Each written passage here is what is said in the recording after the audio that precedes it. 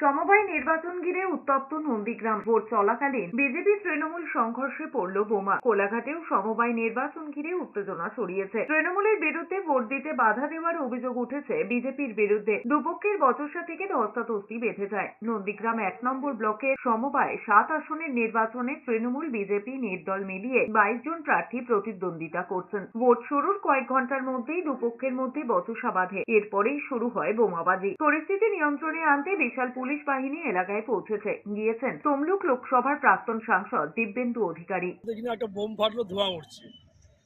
সেটাও আমার নার্সারির ভেতরে, সাইডে আমার রুম ছিল, ফ্যামিলিও ছিল সাইডে। তারপরে আমরা এসে দেখলাম পুরো একটা গর্ত মতো হয়ে গেছে আর চতুর্দিকে স্টন ছিটকে গেছে।